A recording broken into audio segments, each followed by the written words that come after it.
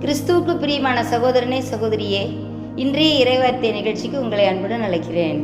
இன்றைய நாளே நமக்கு இறைவன் கொடுக்கக்கூடிய இறைவார்த்தையானது எபேசியர் 4ஆம் அதிகாரம் 32வது வசனம். ஒருவருக்கொருவர் தயவாயும் மன உருக்கமாயும் இருந்து கிறிஸ்துவுக்குள் தேவன் உங்களுக்கு மன்னித்தது போல நீங்களும் ஒருவருக்கொருவர் மன்னியுங்கள் என்று நாம் இந்த வசனத்தில் வாசிக்க கேட்டோம். பாருங்க எப்படி சொல்லியிருக்குது.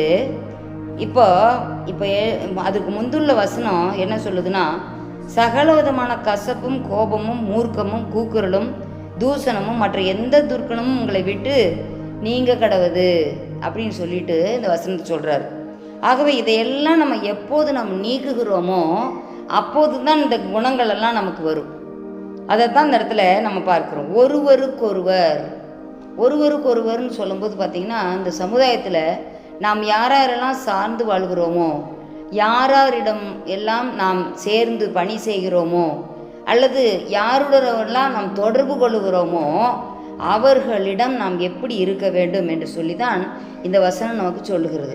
ஒரு குடும்பத்திலே எடுத்துக்கொண்டால் நம் உறவுகள் மத்தியில் பிள்ளைகள், பெற்றோர் மற்றும் உறவினர்கள், கணவன் மனைவி, அதே போல் மாமனார் மாமியார், அப்பா அம்மாவோட, அதே போல் தன்னுடைய கணவனோடு பிறந்தவர்கள், மனைவியோடு பிறந்தவர்கள், அவர்களுடைய உறவுகள், இப்படி நிறையா காரியங்கள் இருக்குது. உறவுகள்னு எடுத்துக்கிட்டாலே நம்ம குடும்பம் தனி, அதை சார்ந்து இருக்கக்கூடிய குடும்பங்கள் ஒவ்வொன்றாக நமக்கு அந்த பெரிய வட்டமானது அகலமாகி கொண்டே இருக்கும்.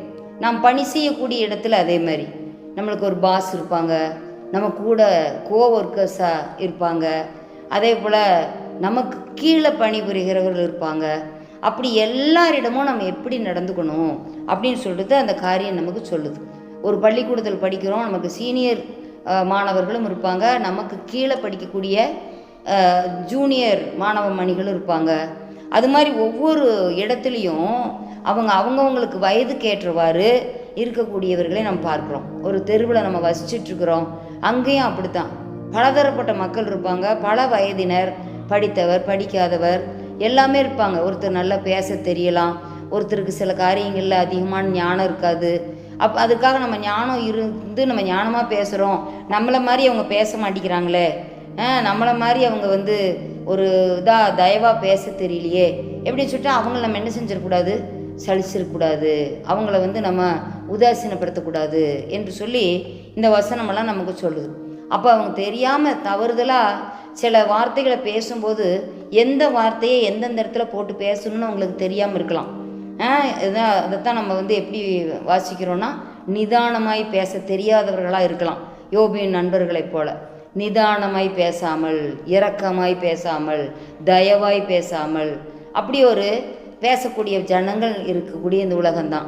அப்போ அப்படி இருக்கும்போது பார்த்திங்கன்னா, நம்ம ஆண்டவருக்குள்ளான பிள்ளைகள் நம்ம எப்படி இருக்கணுமா, சகல விதமான எல்லா விதமான வேண்டாத காரியங்கள், உலகத்தில் மக்கள் எப்படிலாம் இருக்காங்களோ அந்த திவ்ய சுபாவங்கள் இல்லாது வாழக்கூடிய அந்த உலகத்தில் எப்படி யோபு ஆண்டவருக்கு பிரியமாய் அவரிடத்துல நல்ல பெயரை பெற்ற ஒரு மனிதனாய் எப்படி வாழ்ந்தாரோ அதுபோல் நம்மளுடைய வாழ்க்கையில் எல்லாவற்றிலும், பேச்சில் எல்லாவற்றிலும் நிதானம் காணப்பட வேண்டும். ஆண்டவர் ஏற்கத்தக்கதாய் நம்மளுடைய எல்லா விதமான செயல்பாடுகளும் காணப்பட வேண்டும். அப்படிப்பட்ட ஒரு இதைத்தான் அந்த இடத்துல பார்க்குறோம். ஒருவருக்கொருவர், அதேபோல் சபையிலையும் எடுத்துக்கிட்டால் அப்படி தான். சபையிலையும் பலதரப்பட்ட மக்கள் வர்றாங்க. அப்போ அவங்ககிட்ட நம்ம எப்படி நடந்துக்கிறோம் அப்படின்னு பார்க்கணும். ஒருவருக்கொருவர் தயவாயும் மன உருக்கமாயும். போவாஸ் பாருங்க, அவங்க வயல்வெளியில் வேலை செய்கிற அநேக வேலைக்காரிகள் இருந்தாங்க. அன்றைக்கு தான் அந்த மோவாபிய ஸ்திரீ ரூத்தானவர்கள் அந்த தோட்டத்தில் வயல்வெளியில் கோதுமைகளை பொறுக்கி கொண்டிருக்கிறார். ஏன்னா அந்த சிந்தப்படும் தானியங்கள், சிந்தப்படும் கதிர்களெல்லாம் ஏழைகளுக்கும் திக்கற்ற பிள்ளைகளுக்கும் விதவைகளுக்குமாக அதை விட்டுவிட வேண்டும் என்று சொல்லி அந்த பழைய சட்ட நியாயத்தில் இருக்கிறபடி அவர்கள் என்ன செய்கிறாங்களோ அதை விட்டுருவாங்க. அப்போ அந்த ரூத்து மோவாபிய ஸ்திரீ என்ன செய்கிறா, தனக்காகவும் தன் மாமிக்காகவும் அந்த வயல்வெளியில் சிந்தி கிடக்கிற அந்த கதிர்களை பொறுக்கி கொண்டு இருக்கிறாள். அப்போ அந்த இடத்துல பாருங்கள், அந்த போவாஸ் அந்த ஓனர் அந்த வயல்வெளியினுடைய எஜமான் அவன் என்ன செய்கிறான்? தயவாய் பேசுகிறான். அது எதற்காக தயவாய் பேசுகிறான்? அவளுடைய மாமியாருக்கும் அந்த குடும்பத்துக்கும் அவள் எப்படி தயவாய் நடந்து கொண்டாலோ அந்த விஷயங்களெல்லாம் கேள்விப்பட்டு அதற்கேற்ற தயவு அவளுக்கு கிடைக்குது. பார்த்திங்களா? இரக்கம் உள்ளவன் இரக்கம் பெறுவான், தயவு உள்ளவன் தயவை பெறுவான். அதெல்லாம் நம்ம பார்க்குறோம். அப்போது ஆண்டவர் மலை பிரசங்கத்தில் அதான் சொல்கிறார், ஒவ்வொருவரும் பாக்கியவான்கள், சமாதானம் பண்ணுகிறவர்கள் பாக்கியவான்கள், இரக்கமுள்ளவர்கள் பாக்கியவான்கள் என்று சொல்லி நிறைய சொல்கிறார். அது மாதிரி இந்த இடத்துல தயவு, நம்ம எந்த அளவுக்கு தயவாக இருக்கிறோம், மன உருக்கம். ஆண்டவருக்கு அந்த உருக்கம் காணப்பட்டுச்சு. அந்த ஜனங்கள் எல்லாம் வியாதிஸ்தர்கள் கண்டபோது, பலவிதமான கஷ்டத்தில் அகப்படுறவங்களை கண்டபோது, அவர் மேய்ப்பில்லாத ஆடுகளை போல் இருக்காங்களேன்னு சொல்லிட்டு அவங்களுக்காக அவர் ரொம்ப பரிதவித்தார். பார்த்தீங்களா? அவங்களுக்கு எவ்வளோ அவங்க மேலே மனதுருக்கமாக இருந்தார் என்று சொல்லி அவங்க குறைவுகள் எல்லாம் நிறைவாக்கி அனுப்புனார். யாரெல்லாம் என்ன கஷ்டத்தோடு வராங்களா, வியாதியோடு வர்றாங்களா, போகும்போது எல்லாமே நீங்க பெற்றவர்களாக அவர்கள் சென்றார்கள், திருப்தியாகி சென்றார்கள். இப்போ மன உருக்கமாக இருந்து கிறிஸ்துவுக்குள் தேவன் உங்களுக்கு மன்னித்தது போல, நம்ம எவ்வளவோ பாவத்திலும் சாபத்திலும் ரோகத்திலும் பலவிதமான இக்கட்டுகளிலும் அக்கிரமங்களிலும் நாமும் அப்படி வாழ்ந்து வந்தோம். ஒரு காலத்தில் ஆண்டவரை அறியாத ஜனமாக இருந்தபோது அத்தனை காரியங்களும் நம்மளும் செய்து கொண்டு வந்தோம். ஆதி முற்பிதாக்கள் எப்படியெல்லாம் ஆண்டவருக்கு கீழ்ப்படியாமல் இருந்தாங்களோ அதுபோல தான் நாமளும் வாழ்ந்து வந்தோம். அப்போது ஆண்டவர் என்ன செஞ்சார்?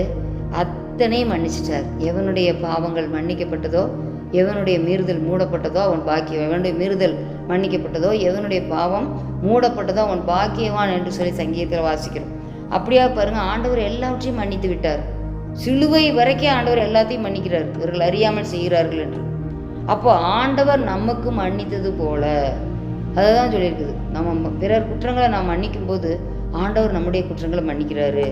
நீங்களும் ஒருவருக்கொருவர் மன்னியுங்கள் என்று சொல்வது. தெரியாமல் அவங்க செஞ்சுட்டாங்க, அதையவே நம்ம மனசில் வச்சுக்கிட்டே அவங்கள நினச்சிக்கிட்டே இருக்கக்கூடாது.